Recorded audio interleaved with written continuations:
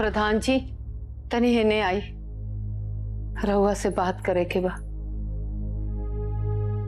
हाँ बहन बताई, का बात बा? रहुआ एगो बहू बानी घर में, बताई हमार सासू माँ उठत बैठत सूतत हर समय हमरा के ताना मारेली, तोहरा के ई काम करे नहीं खे आवत, तोहरा के ऊ काम नहीं खे करे आवत, हर भात नहीं खे बनावत, तरहर दाल बना देले बाड़ी, अंगना में झाड़ू नहीं खे मारे आवत, बर्तन नहीं खे साफ करे आवत।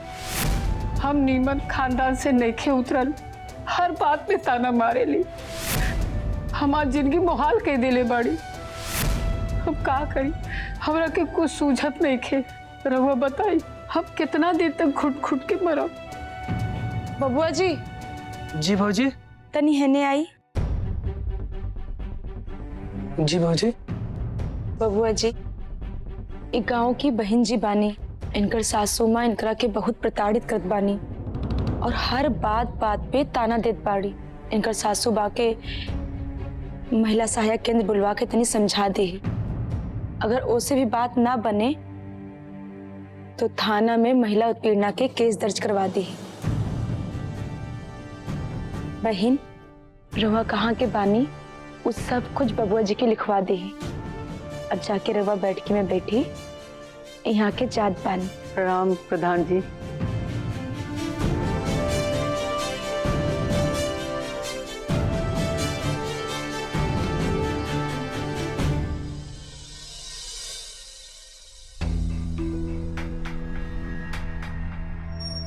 भौजी छोट मुंह बड़ बात हुई, लेकिन जौन उपाय रहुआ वो औरत के बतैनी है, का उपाय रहुआ अपना खातिर नहीं खी अपना सकत?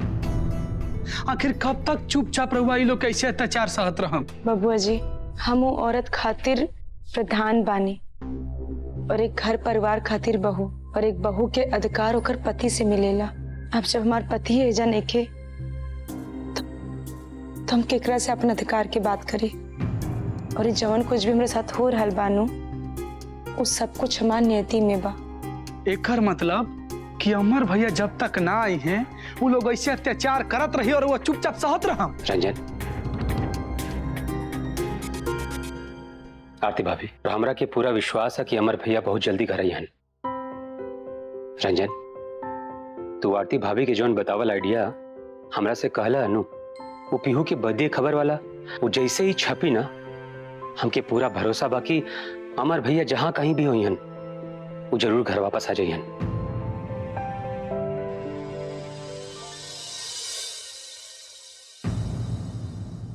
अरे भैया जी सब टाइम पास छोड़ी, काम के खबर सुनी।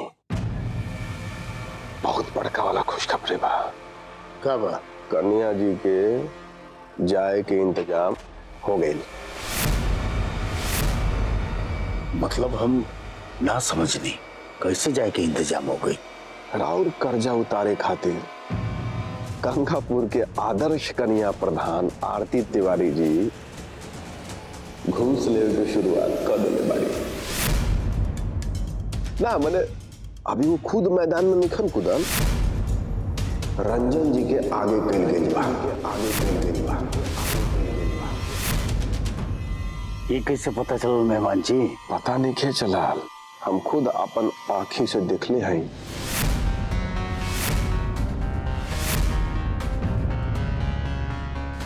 लीनी पूरा 2 लाख बा, हमार काम करा दी। ऐसा चिंता मत करे, ठीक बा?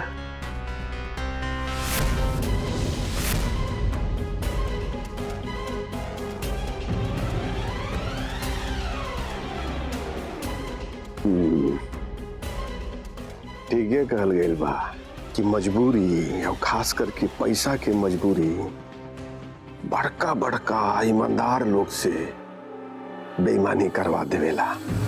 कन्या प्रधान जी, आज तक तू अपना कर्जा चुकावे खातिर रिश्वत के पहला किस्त ले लू, लेकिन शायद तहरा के पता नहीं खे कि तू कमल किशोर मिश्रा के रडार में आ गई लो।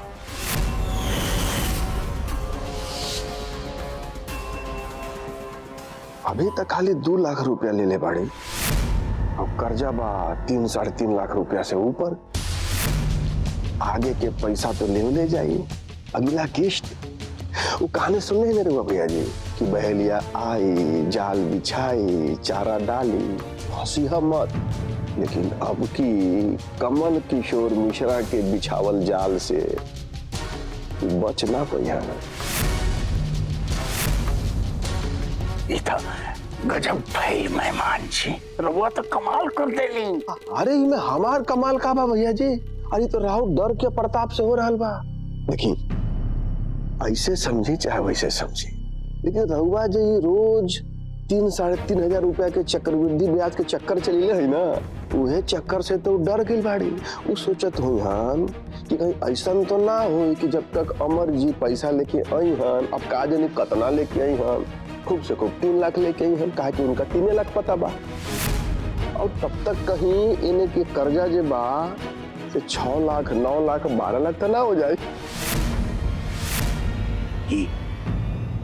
पैसा की जरूरत जवन न करा दी मेहमान जी। आखिर ईमानदार कन्या हो गई बेईमान, कन्या पुनार। अब बड़े हाकिम तिवारी के शान।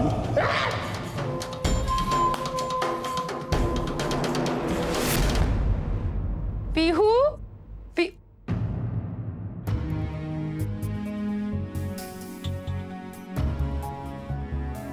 पीहू, आज हम तारा के खाना खिला दी। हमू जात बानी खाना खाए खातिर। ठीक बा।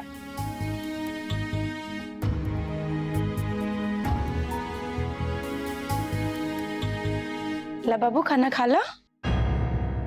पीहू,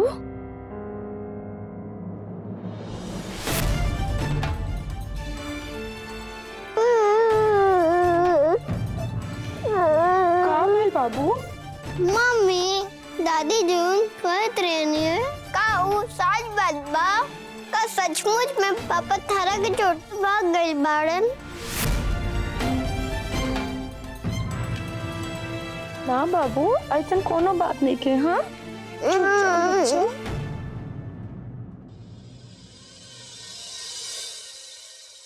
हाँ दियाइल हा, बाकी जौन सजा दियाइल हनु उसे मजा ना आइल हा, तनिको भी मजा ना आइल हा। हाय संदेवा भी नु का जाने का पीहू के मम्मी कुल करवा दे लसिया। अरे करवावे के रहल हा तो बोली ए घर के पतो तब न तनी ओकरा शरम आई त। और ए में पीहुआ के लेवे देव के का बारे? हाँ ओकरा के का बीच में घर से ले है? अम्मा जी, अम्मा जी, अम्मा जी, अम्मा जी, पीहू के लेबे देबे के बा। आज जब ओकरा के खाना खिलावे खातिर गइल रहनी, हाँ तू हमरे से पूछत रहनी कि मम्मी दादी सच कह रहल बाड़ी कि हमार पापा तारा के छोड़ के भाग गइल बाड़न, छोड़ के भाग गइल बाड़न, छोड़ के भाग गइल बाड़न। अब तहार बेटी पूछतिया ते में हमार का दोस्त बा हो कि आगे सुनावे के कि पीहू हई कहतिया पीहुआ कहतिया। अब दीदी पीहू अभी बच्चा बाड़ी नु तो अब बाद में अपने हिसाब से पीहू के समझा दे। इनमें इतना चिंता करे वाला कौन सा बात पक्का संध्या दीदी? और का तू तो समझौला में विश्व भर के डिग्री ले ले बाड़ू तो समझा दिया पीहू के। दीदी पीहू अभी बच्ची पिया, अगर लइकन की सब बात पता चली तो ओकरे दिमाग पे बहुत खराब असर पड़ी। अम्मा जी का ऐसा हो सकेला कि रहुआ के हमरा के जवन सजा देवे के बाद दी, लेकिन पीहू के सामने ना, बंद कमरा के अंदर, ताकि ओकर ना पीहू देख सके और ना ही सुन सके। 4 दीवारी में सजा? 4 दीवारी में सजा दिहल कौन सजा काई भाई? हाँ सजा तो ऐसा होके के चाहिए कि चौराहा पर दिहल जाओ ताकि दुनिया देखो और जेकरा के दिहल जाता ओकरा समझ में आओ कि वो गलती कैले बा। अब तारा के हम 4 दीवारी में सजा दी? हाँ संध्या के माई मान जाना, अरे पीहू तो तार पोती ही है। अगर ये सब देख सुन के पीहू के कुछ हो गई तो हमारा यहाँ तक का जवाब भी बोलू तुम्हारा? बड़की माई अगर पीहू पे ये बात के लागू हो सकेला तो ये तो कान्हा पे भी लागू हो सकत रहल ना। कान्हा भी तो बच्चा ही है ना। जब कान्हा के पापा कान्हा के सामने कान्हा के मम्मी से लड़त रहने, सवाल जवाब करत रहने, तो कान्हा पे भी तो गलत असर पड़त होके ना।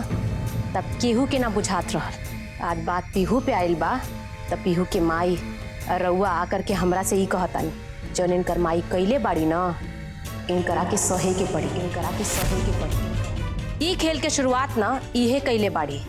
तब पीहू के कुछ होई तो इनमें खाली पीहू के माई के दोष बा, और केहू के ना, और केहू के ना, और केहू के ना। संध्या, हम तारा माई से बात करता नहीं, हमरा के कर ले बेटा। देखा संध्या के माई, हम तारा से विनती करता नहीं, तू एक बार कन्या के बात पे विचार करिया। दीदी, हमरा से विनती कैला के कोनो जरूरत नहीं खे। हम इतना नीच नहीं खी कि हमरा बड़ चोड़ के लिहाज नहीं खे। हम बड़ के बात ना मानी। ठीक बा, अब रवा कहता नहीं तो इंकरा के हम बंद कमरा में सजा दे। अम्मा जी, हमरा के रउआ से एगो बात और कहे के रहे। अब कतार घट गई हो। परसों हम पीहू के जन्मदिन के पार्टी रखले बानी, पार्टी रखले बानी।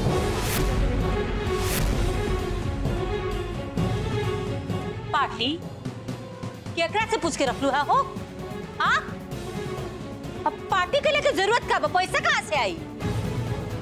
अम्मा जी, बबुआ जी हमरा से कहनी हाँ कि पार्टी के पैसा अभी अपने लगे से दे दे, और जब बाद में हमारी सैलरी आई तब हम करा के वापस कर दे। तहार मन बहुत बढ़ गेल बा कन्या, बहुत बढ़ गेल बा कन्या। ई कुल हमर बर्दाश्त से एकदम बाहर बा। पहले तू हमार बेटा के बर्बाद कैलू, हाँ? घर से बाहर जाए पे उतारू कैलू, बाप बेटा के एक दूसरे के सामने तू खड़ा कैलू, हाँ? इतना कुछ कैला के बाद भी तहर पेट ना भरल, हाँ? अब हमार छोटका बेटा पे नजर गड़ौले बड़ू, ओकरा के हमार विरुद्ध खड़ा करल चाहता रू। बित्ता भर बेटी के जन्मदिन मनावे खातिर उतराइल बड़ू तू। चलो, एकर फैसला अमर के बाबूजी करिए। एक होता कर्ज चुकाल नहीं जात, और ऊपर से ये जन्मदिन मनाइए। चलो तू।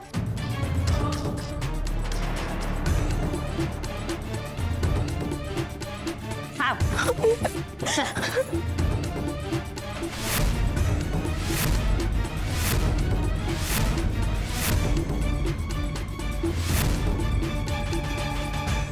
अरे अब का हो गई? पूछिए अपन पतो इससे कि का हो गई। एगो बेटा के तो बर्बाद करके घर छोड़वा देली, अब हमार छोटका बेटा के भी कर्ज में डुबा के घर से बाहर कर चाहता रही। अब बताई, हमारे छोटका बेटा के पैसा से ये जन्मदिन के ताम झाम कर चाहता रही। एकरा में गलत का बा? अगर उपी हो के जन्मदिन मनावे के चाहत रही तो ठीक है नुबा, तो ठीक है नुबा, तो ठीक है नुबा, तो ठीक है नुबा। जगत और रंजन हमरा से बतैलन ना कि ये लोग अपना भतीजी के जन्मदिन मनावे के चाहत रहे। एकरा में कोनो गलत बात नहीं है। तो का अब रंजन के पैसा से जन्मदिन मनी? माई कोनो बड़ पार्टी नहीं रखले हम कि जौन में मंत्री, विधायक, फिल्म के हीरो हीरोइन के बोलावे के बाकी हमार लाख रुपए खर्चा हो, एमे हमरा सैलरी से हो जाए, तो चिंता मत कर। अगर सैलरी से ना पूरा होई न और रिश्वत दिया देम, जाल बिछ गइल बा, दाना भी डला रहल बा। अब की कन्या प्रधान ना बची होल।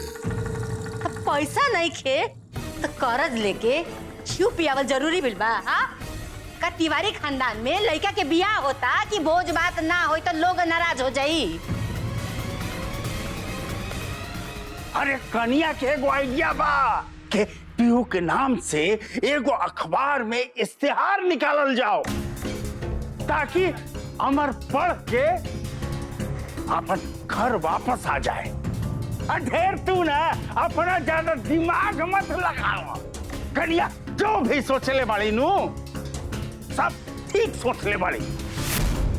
अरे उ जब आई हन तबे नु हमार करजवा अब बाकी पैसा लौटे हन। अरे देख दिमाग गर्म हो गई बारो तार। तो जा जा अपने कमरे में जाके पंखे के नीचे बैठो, जा दिमाग ठंडा हो जाए। बकर बकर जॉब देखो इनकरा के, इनकरा और कुछ काम ही नहीं के बुझा। Love love love love. बाबूजी, पीहू के जन्मदिन की खबर सुनकर पीहू के पापा घर वापस आ जाए और ये बात के हमरा पूरा भरोसा बा। और रहुआ आजू पीहू के जन्मदिन मनावे के इजाजत दे देले बानी, एकरा वजह से हमार मन बहुत प्रसन्न बा।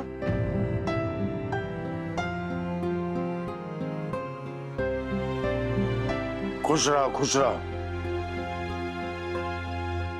कन्या हम तहार ससुर बानी, तहार दुश्मन नहीं खी कि कौनो तो अच्छा काम करबू तो हम ओकरा में साथ ना देब। बस हमार एगो और इच्छा बा और वो इच्छा के पूरा कईल रंजन और कन्या के जिम्मेवारी बा। एह जन्मदिन के पार्टी में डीएम साहिबा और वीडियो साहेब के जरूर बुलैया लोग। ठीक कौनी ना मेहमान जी?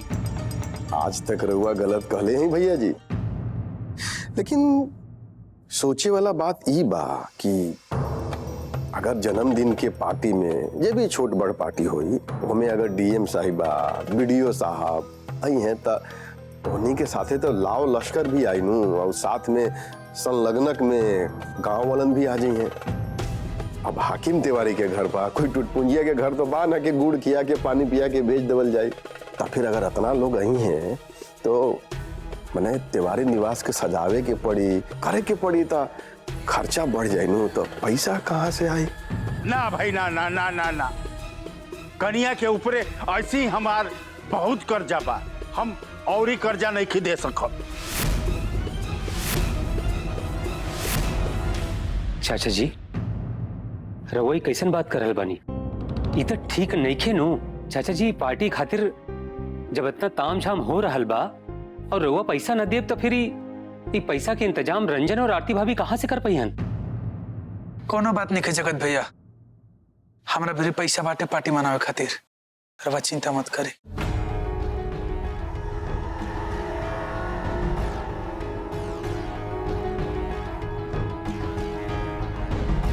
रंजन, सब व्यवस्था बा ना पैसा के? मतलब ये पार्टी खातिर पैसा कम ना नू पड़ी? बबुआ जी, देखिए फिर कोनो कर्ज हमरे माथे पे मत चढ़ा दी। ना भौजी, रवा चिंता मत करी, हम सब कर ले।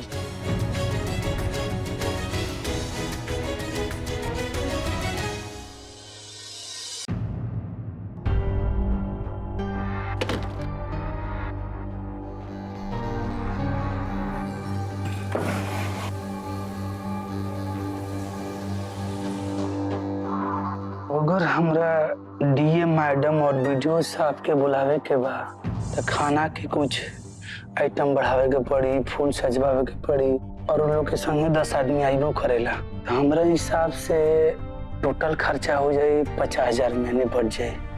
अगर ये पैसा महेश्वरी ज्वेलर्स वाला ना दे तो आज हमार कौन दुर्गति हो, हमारा बाबूजी के सामने गिड़गिड़ाए के पड़ित। लेकिन ये तो 2 लाख रुपया हम अपन भौजी के कर्जा चुकावे खातिर ले ले बानी, हम में से खर्चा ना कर सकेले। अगर कुल कर्जा चक्रवृद्धि ब्याज के हिसाब से मिला दिया जाओ तो 4,20,670 रुपया हो जाए, और हमार महीना के इनकम मात्र 6,000 रुपया। महेश्वरी जो घुस दिले बा 2 लाख खूब बाटे, तो 2,06,000 रुपया बचल। तो और हमरा चाहिए 2,12,670 रुपया।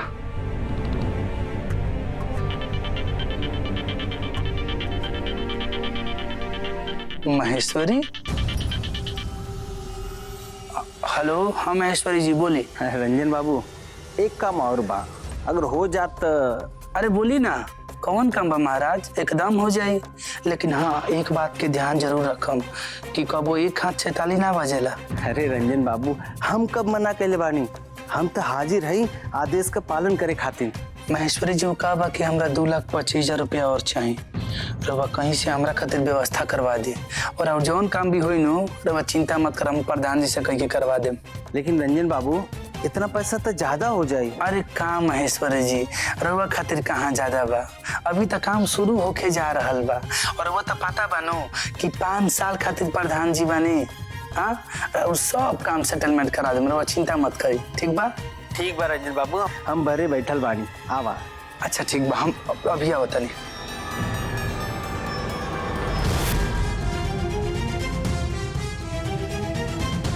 ठीक है कहल गई बा कि छोटका बंसी से पोठिया फंसेला और बड़का बंसी से बरारी। पोठिया तो फंस गई, अब बाप बरारी के बारी। बिल्कुल सही।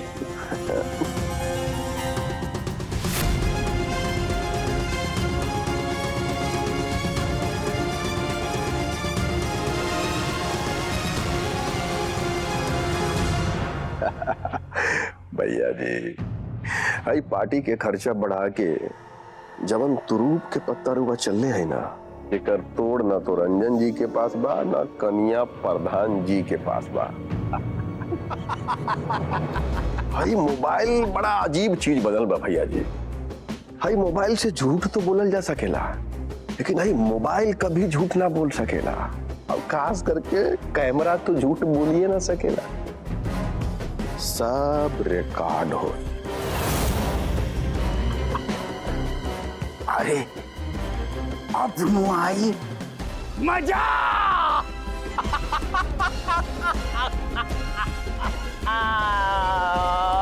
मैं